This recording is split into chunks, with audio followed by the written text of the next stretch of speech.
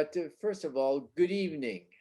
Good evening, Don. This is it's a great an evening actually, and I was just looking at the last three classes that we have left for this term, and all three have to do with health. Yeah. Tonight we're having a class on really physical therapy, but and I don't know why we called it physical therapy, because I think once we get into the class, it's mainly um, doing exercises or learning exercises for balance and flexibility, Mm. um, and it's for just good health. Yeah. Next week's class is a class on diabetes, Yeah. the diabetes education, and again another health class. And then the final class is one for mental health, and it's the history of the Fort Kent Public Library. If you think about it, what better health than to go visit the library? And so it's just coincidence, unless the curriculum committee really planned this, although I doubt it. um,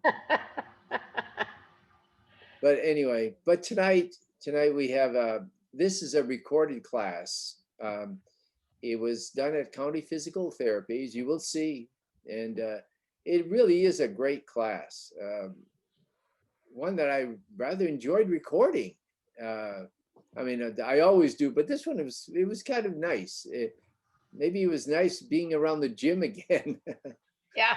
uh, but anyway, without the one thing about this class, since it's a recorded class, there's no opportunity for any kind of discussions with the instructors. And so but for right now, I'm going to start the video, and hope you all enjoy the class.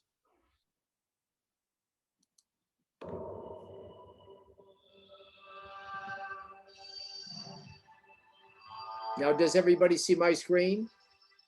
Yes.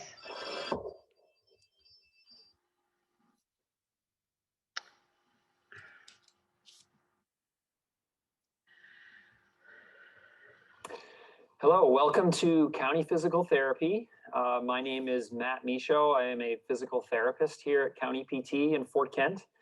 And I've been asked to assist in demonstrating some exercises for the senior college. And so we will go through over the course of the next 20, 30 minutes, some exercises that will focus on flexibility and strengthening and balance. Now, as a physical therapist, we prescribe exercises, and they are typically not a one size fit all program. So an exercise program like this, we need to possibly modify for each individual. So over the course of the explanation here, we'll make some modifications that you may need to make. It is very important, as with any exercise program, that you start off very slowly and progress slowly. The old phrase of no pain, no gain does not apply in this situation. So you really need to listen to your body and make sure that what you're doing is comfortable in terms of the absence of pain. You might have some discomfort because you're exercising muscles that are weak or not accustomed to doing the movement, and that's fine. But if you are experiencing a pain that makes you wince or makes you uncomfortable, you certainly need to stop and either try the modifications that we suggest, or stop entirely and contact me, and I'd be happy to explain another option for you.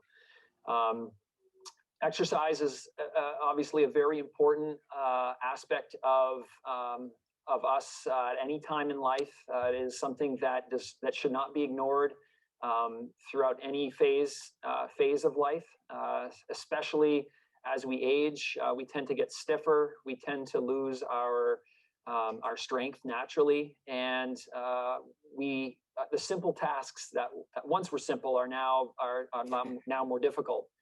So therefore, in order to keep your your comfort in doing maybe regular household chores, working around the house, make those a little bit more comfortable and hopefully safer as you'll become stronger. We will go through, to begin with, a series of light stretches, and then move towards some strengthening and some balance. With any exercise program, it is important to warm up. So this first exercise is a great one, doesn't take a lot of space, and it's just getting the heart rate up a little bit, getting the heart to pump a little bit more blood into the muscles that you will be working out. And so an exercise like this, you may want to do for 1 to 2 minutes, to the point where you feel like you're breathing a little bit heavier, and you're feeling like your heart is pumping a little bit more. Another alternative to this is moving the arms and getting the arms to move. As you add the arms, you're working more muscle groups. So during that same time frame, you'll probably get a little bit more of a warm up. The other option would be an alternating toe touch, and then coming right back up high and going to the other side. This is actually incorporating a little bit of stretch too. So it's okay if you can't touch your toes. You may only be able to touch your knees. But a nice big movement like this for 1 to 2 minutes is another good alternative. And the other one is reaching down to both feet and then coming up nice and high. Down to both and up high. And again, if you can't go to that full range, that is completely fine. You do what you can do. Try to keep your knees straight. And if you can't go up high with your arms, that's fine. You just go to the point where it's comfortable. Don't be trying to force and compensate with your back bending to try to get your arms up high. And then the last one in a small space that's a great warm-up would be a jumping jack. And so if you're good with your coordination, this is one that's fairly easy. If you've done these as a kid, they'll probably come right back to you. You can, this one might not be 1 minute or 2 minutes because it's a little bit more intense. You might be doing maybe a couple rounds of maybe 30 seconds to warm up. Okay, the first exercise that Valerie here is going to demonstrate are toe touches. Toe touches oftentimes are done wrong. You can see her as she's doing it, she's keeping her knees nice and straight. Oftentimes people really strive to touch the floor, but in doing so, they end up bending their knees because their hamstrings are tight. So you only want to go as far as you can keep your knees straight, and then you'll feel a nice deep stretch into your hamstring on both sides. If you find it difficult and painful, you're probably going a little bit too far. Over time, you might find that your range of motion improves and that you're able to get closer towards your toes or the floor. The important thing here is for any type of stretch is to hold for an extended period of time. We often, stretch really quick. We're not going to have the benefit of the muscle stretching out. So general rule of thumb is 15 seconds. Oftentimes we count slow, so you may want to count to 20 seconds in your head and just feel a nice, comfortable pull, and doing maybe 3 to 5 repetitions of this. Okay. Okay, the next one is the opposite of the bending forward. It's called back extension. This one is one that really needs to be done cautiously. At an elderly population, this may be one that may not be tolerated well. We certainly don't want any back pain with this one or any shooting pains down the legs. So you'll notice here Valerie is supporting her upper body weight by putting her hands on her low back. And she's just gently bending backwards, thinking about hinging from her low back and not just shooting forward and bending her knees. So you want your knees staying straight and just a gentle movement backwards while trying to look forward. Oftentimes, people will really try to go far and they'll look up towards the ceiling and bend their knees. That's not the way to do this, just very gentle. Don't try to get to your end point. Just get to the point where you feel some pressure. And again, no pain is our goal here. This next one works on trunk mobility of rotation. And so you can hold a ball or a pillow or simply just cross your arms with this one. And you're just wanting to get, again, to that end point where you feel a little bit of a stretch but no pain. Hold for several seconds and then repeat on the other side. And again, this one can be done 5 to 10 repetitions per side. It's a good warm-up. And again, if you were to feel anything other than a stretch in your low back, if you were to feel pain traveling down a leg or both legs, shooting electrical pain, that's certainly nothing that is normal with this. So you wouldn't proceed with pushing that far. And this is called trunk rotation. So this is another version of the trunk rotation. So if, this one works more of the middle back, what we call the thoracic spine, which tends to be stiff because of the connection of our ribs. So by fixing your pelvis and your hips to a surface like a bench or a chair, you're going to get more mobility out of the upper part of your back. And so again, you can hold a ball or a pillow or simply cross your arms. And again, rotate to get that comfortable stretch with obviously no pain involved. This next one is working some mobility of your neck. Neck stretches are very specific to the individual. I never like to have anybody stretch with their head up in this position, especially the elderly population who tend to have arthritic changes in their spine that will tend to compress if we do this. So I avoid that. This is a great stretch though. It's a working rotation. And then it's a stress-free position, laying down on your back with a pillow to support your head. I would discourage you from laying on your back and letting your head drop all the way down to the surface, because you would then be in an extended position, which I've said is not the best for the neck. So 1 or 2 pillows, depending on how stiff your neck is, to support, and just a gentle rotation to one side, and using that same side arm to give a little bit more pressure than what you could do just by turning it on your own. You can either do this all to one side and then switch to the other, or you can alternate. Again, it's important to understand that it should just feel like a comfortable stretch, not creating any pain into the shoulder blade areas, or especially down into the arms or hands. So if that happens, the first change would be, modification would be to not go as far. So it should be comfortable. All right, this next stretch is for the calf. Most people have tight calves, which can lead to ankle and foot problems. 95% of chronic foot and ankle problems can be prevented by having a nice flexible calf. So as you can see here, Valerie is stretching right now her right calf. She's leaning up against a post, or it could be a wall, something that obviously that doesn't move. She's keeping her foot relatively straight, not rotating it out. So straight right there, and keeping her heel down. And so she's leaning forward to the point where she can feel a comfortable pull in the calf. Oftentimes people will tend to stretch this muscle too hard, and it's easy to do because of the position that you're in and the amount of force you can exert. So very important, again, to have a comfortable stretch. This one I like to hold for 20 to 30 seconds, typically because the muscles tend to be tight. And you can either do all in one or alternate. This is a great stretch to do throughout the day. I would recommend people who have tight calves do this 3-4 times a day, and typically 2 to 3 repetitions within each setting.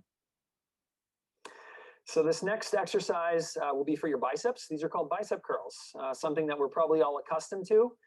Valerie's using elastic bands or elastic tubes. These are great. They're very light, easy to transport, and can be used for a number of exercises.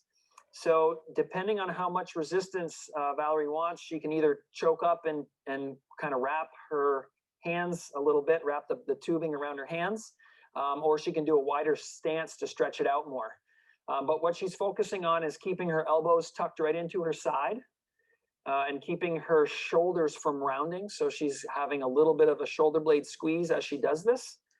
And not only focusing on the point of lifting the resistance, but also the point of lowering the resistance, which is important. So you always want to descend or go down slowly, as well as going up slowly. And typically, 10 to 20 repetitions, 2 to 3 sets of this is a decent number to do with this exercise. This is called an upright row. You can imagine holding a bar that you're pulling up to underneath your chin. Valerie is adjusting the resistance by how much she is grabbing onto the tubing and how far her feet are spread apart. This might be something that's challenging for someone who does have a known shoulder problem, or has had pain in the past with their shoulder. You may not go up as far, and that's fine as long as you're within the zone of being pain-free. And so she's going up slowly and also returning back down against the resistance pulling her down. We call this the upright row. Okay, this exercise is called squats. And squats you can do a number of ways. You can hold weights down to your side. You can hold weights up to your shoulders. In the case here of the squatting here, she's having resistance with the standing up part. So she's stretching the tubing out when standing up and then resisting it coming back down. And you want to focus on keeping your head forward, keeping your back straight, and not getting onto your tiptoes. So you want to maintain a flat foot with weight remaining on your heel as you squat down. You almost want to imagine as if you're trying to touch your butt to a chair that's behind you. Okay, that motion you would naturally do anyway without thinking about is how you want to approach this exercise. And this is called the squat. This next exercise is called sideways band walk. So Valerie is having resistance given to her with this elastic band next to her ankles. And so she's taking a large step out to stretch the band. And the key is to slowly return the other foot without dragging it on the floor. And that's where you generate the power and the strength in the sides of your hips. And this is a great exercise to strengthen the hip and actually give good health to the knee. And it's just, again, a slow, controlled movement. And you notice her knees are straight, which will provide more torque on the hip. And then she can also do a squat position. So she maintains a low position. So she is not bobbing up and down. She's just maintaining one level. So this is extra hard because you're having to hold yourself up in a squat position and then also control the side to side movement.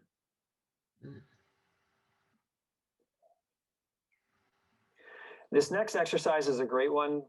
We teach this a lot in physical therapy. It helps with developing glute strength or your butt muscles and your hamstrings. Helps you get out of a chair, off a toilet, out of a car. This is called bridging. This is the easiest way to start a bridge with your arms to your side and just focusing on lifting up your hips by basically kind of rolling up your spine to that height and then back down in the same fashion. You can get a butt squeeze at the top, hold it for a couple seconds, and then back down. And you can then progress to arms crossed so that you're not as stable, so that you have to control maybe some movement of your hips and keep everything still. And then the next progression would be arms up. And you can then even drop the arms. So as you hold, you can drop from one side, yep.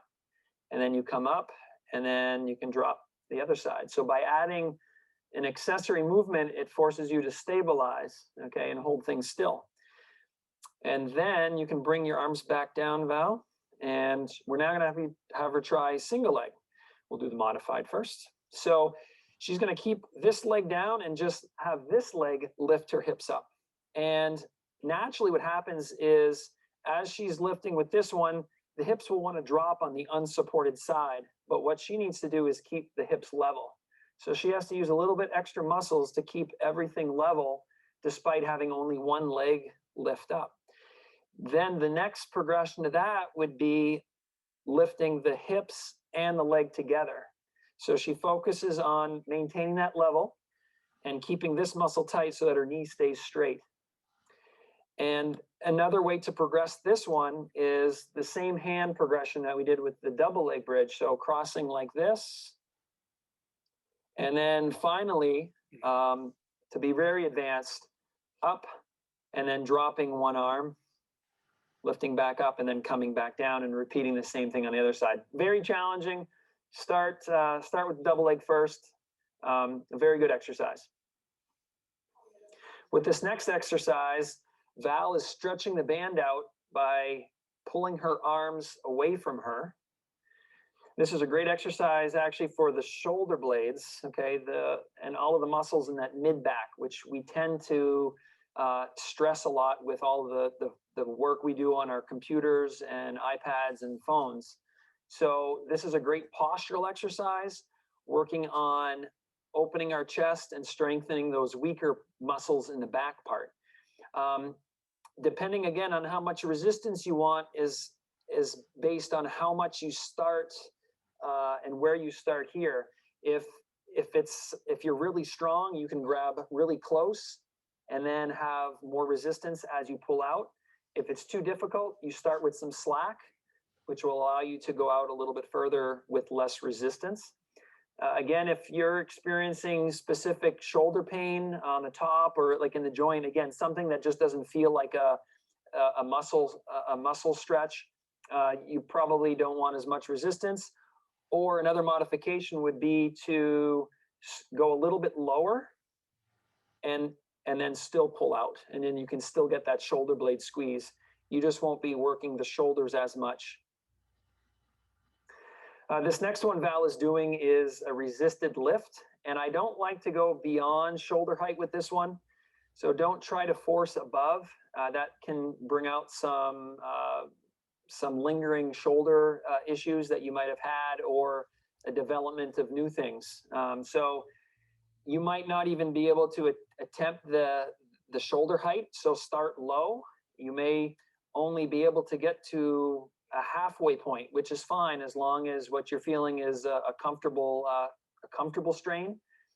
And again, you can adjust the resistance by how much slack you start with. So if you're very strong with this particular exercise, you can choke up on the band and step on more of the band so that it's relatively shorter.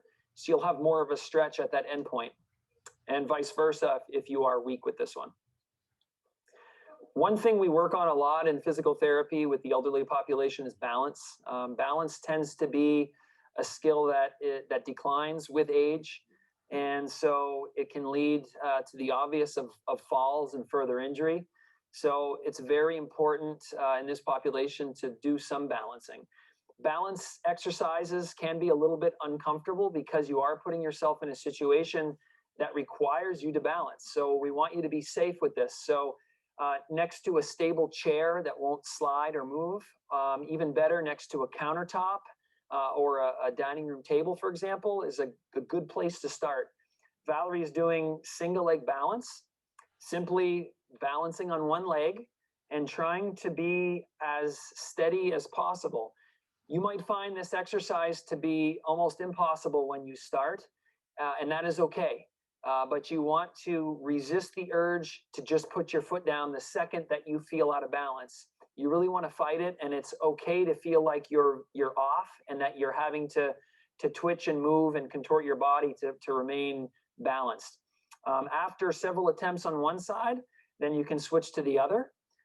A common cheating mechanism for this one is squeezing the legs together, which you want to try to avoid. It makes it a lot easier, and you won't get the benefit out of it. So try to keep your legs separated, and you don't need to be lifting your leg very high. As long as it's off the ground, it's not supporting you, and it's forcing that other ankle and leg to work. This is also not just a balance exercise, but strengthening. So you'll feel as you do this, and especially after, that you've received a good workout into your leg, including your hip. This is another balance exercise, simply feet together. And this may be one that's good to do prior to the balancing on one leg. So you're decreasing your base of support. As we age and as we become having less ability to balance, we tend to space our feet out to be more stable as we walk. So decreasing that base of support and standing with your feet together, you might feel out of balance, but that's the goal with this one, is to challenge that. And you might feel like you have more sway, like you're a tree swaying in the breeze, and that's fine as long as you can control it. Again, you want to be in a safe situation, a safe environment. So next to a kitchen counter is probably preferable, or a very solid chair or piece of furniture that doesn't move when you lean against it. As you get skilled with this one, you can close your eyes and make it even more challenging. Vision is one component of our body that helps us balance. And so by eliminating vision, you're stressing a lot of the other systems that are required to keep you balanced. So that's a great way to progress with this one. This next one you could consider an advanced exercise from the one leg balance. So we call this one high marching. All right. And so what Valerie's doing, a combination of two things. She's strengthening her hip flexor by lifting her knee up high to touch her hand, but she's also then forcing to balance on that one side, on that other side. So by going slow, she's giving time, a length of time to go by to force to balance on that other side. If you feel out of balance with this one, the first thing you're going to want to do is go fast, and then you're going to lose the effectiveness of the exercise. You may not be ready for this one, so you may need to go back to the other just one leg balance or feet together balance exercise. But this is a great, we call dynamic or moving balance exercise to do. Stability balls or exercise balls are a great tool that we use in physical therapy. In this case, Valerie is doing a squat, or what we call a ball squat. So she starts by placing her low back into the ball, or the height of the ball at her low back. She's leaning a lot of her weight into the ball, and that can be a little uncomfortable at first. If you're standing up too straight, it's going to put too much stress on the front of your knees. So you want to make sure that some of your weight is leaning against the ball. And what she's trying to focus on here is maintaining a straight spine so that she's not hunched forward or not letting her hips go out. So can you do it improperly, like where you're letting, yeah. So that would be wrong, okay? So she's now leaning into the ball and losing the effectiveness in this, of this exercise. And you want to maintain the straight spine that forms around the ball, and going to a depth where you feel a really good thigh burn, but not at the expense of kneecap pain. In the elderly population, that can be a common thing, especially if you haven't worked out these muscles in a while. The kneecaps can be susceptible to having pain with an exercise like this. So I would first say modifying by not going as deep. Okay, this might be very advanced and too difficult for you. So just stopping, and then maybe even just holding. And so if you're going very shallow in terms of depth, and you're really not feeling any thigh benefit, just hold for longer. And you'll certainly at some point feel that thigh to burn. Holding longer may mean less repetitions. But if you're choosing not to hold for this particular exercise, more repetitions. So I would say if you're holding for 10 to 15 seconds, you may only do 5 to 10 of these. But if you're just doing a slow up and down and not holding, you might work to 20 to 30 of these. This is a more advanced exercise.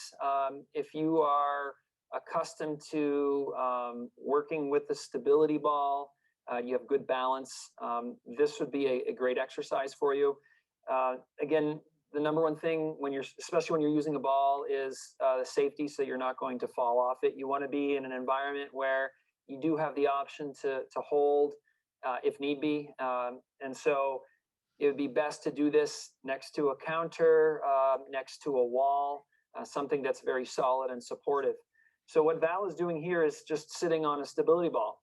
So as compared to sitting on a chair that doesn't move, this ball is wanting to roll left, right, forward, backward, and all the other directions. And so what she's working on, and she may not even realize that, is all of these core muscles, which are these tiny little muscles within your spine that help to stabilize your spine and are basically the foundation of your body.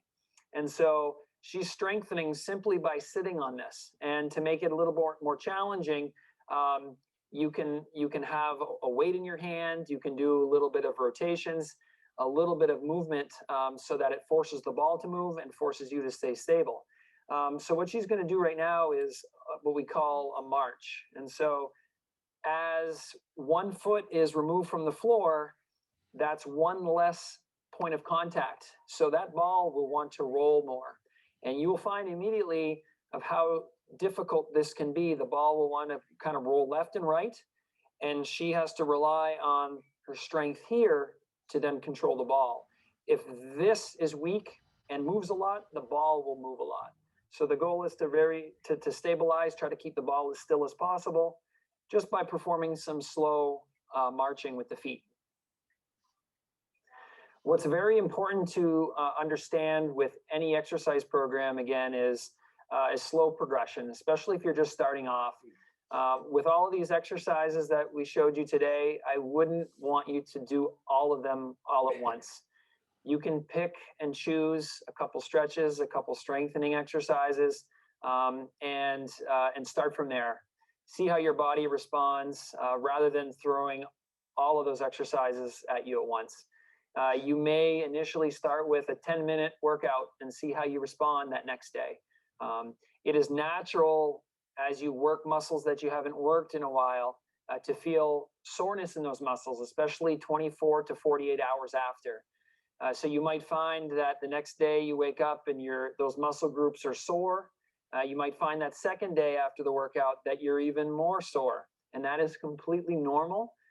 You will see that with activity and with conditioning, these muscles will become accustomed to the demands you're placing on them and not be sore anymore. And that shows you directly that those muscles are becoming stronger. Again, as I'll continue to stress, make sure that you're not having any discomfort with any of these exercises. Having it be strenuous and a little bit challenging is fine, but distinguish between that and pain, which will make you wince and feel uncomfortable and not want to complete it. So very important to listen to your body. And if you were to have any questions, don't push through the wrong form. Stop, get some help. You can swing by, and I'd be happy to explain things to you prior to completing the exercise. That was very enjoyable. I mean, I enjoyed it. Yes. It's really basic exercises for all of us, Yeah, as we really. age. And there's so many different levels of exercises, some of which I don't think I could ever do.